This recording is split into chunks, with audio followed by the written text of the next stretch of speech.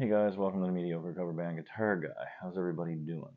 Um, got asked a two-part kind of question today, and it was first part was what are some of your takeaways from playing guitar? Like, what has it brought to your life other than playing a musical instrument and playing in bands? And those are the obvious. And are you happy with your musical journey thus far? And because I have no intentions of stopping playing. And I guess for me, the biggest takeaway coming from somebody who grew up with a very small core group of friends of like three people, who went on to get girlfriends when we hit our preteens and teenage years, I had a lot of isolation in my life, and guitar and music in general took up a lot of, I guess, physical and emotional space for me. It gave me something to do to fill out time, and it was also something to keep me occupied, kept you from living in here all day long. So when I started playing music, I started meeting people. I joined a band when I was 16.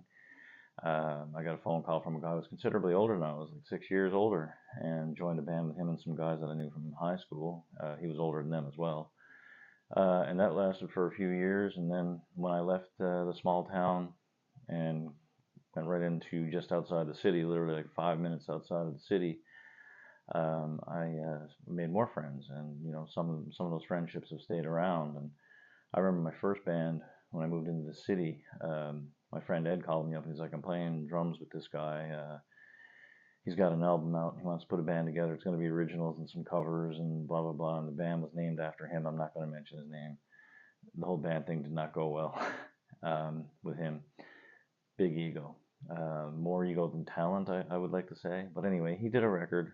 He recorded it professionally and needed a backing band, and we were it for a little bit. And then we were like, no more of this, and we ended up leaving. But I kept that friendship with Ed, and I moved on to a few other bands, and eventually, here I am now. I think probably 90% of my core group of friends have had something to do with music, and or they came in, them and their significant others or family came into my life via music.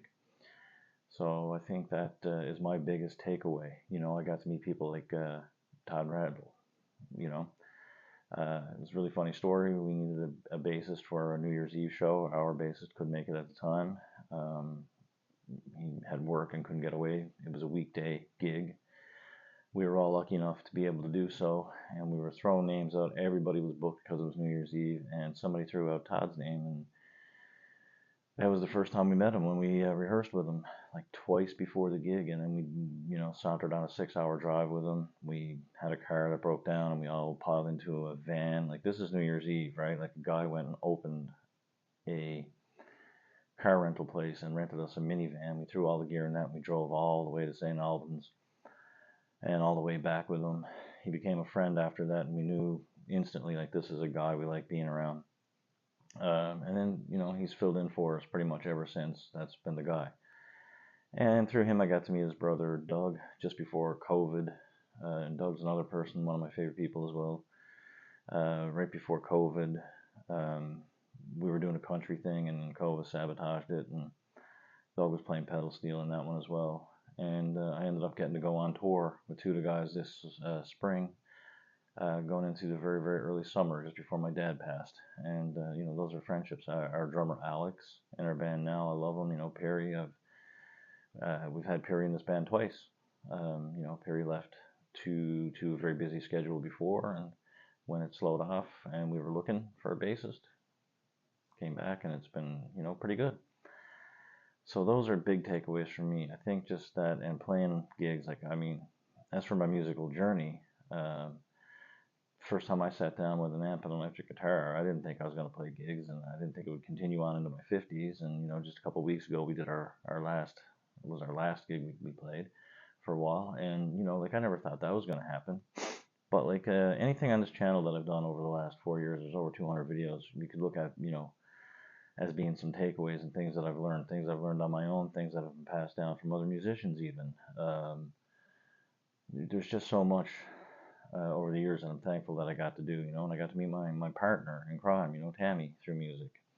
So that's another great takeaway right there, getting paid money to do something you love.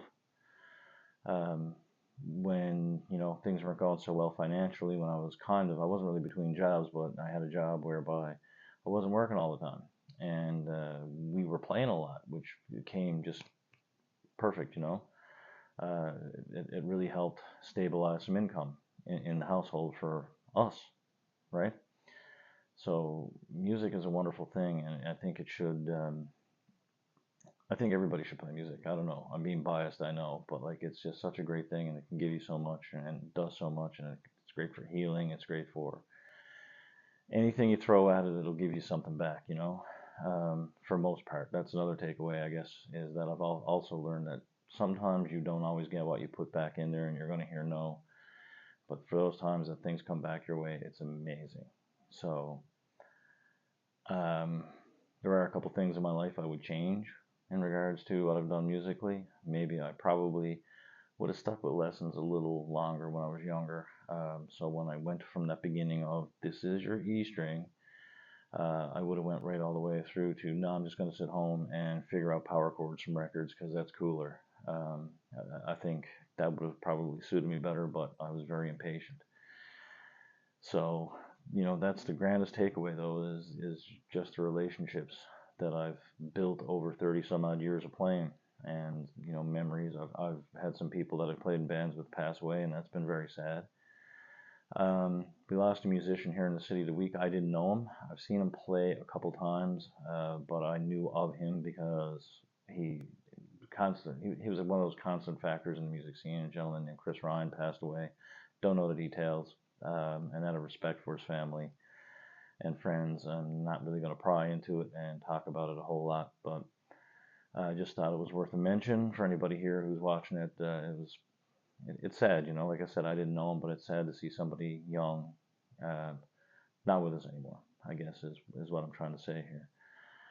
Anyway, that's it. So I want to thank everybody for the support that I've had over 4 years. This is another takeaway for me is starting a YouTube channel. Who would have ever thought a guy like me would do so? I mean, we had some good times here, didn't we? I hope.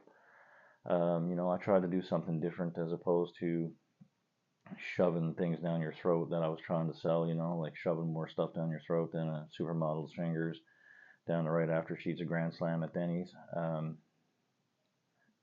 didn't sell lessons. I didn't ask for PayPal's. It was for me. It was about connecting with you guys and talking to players that were like me. Those players that were playing every weekend, but just felt like I don't know, blah, and imposters and whatever.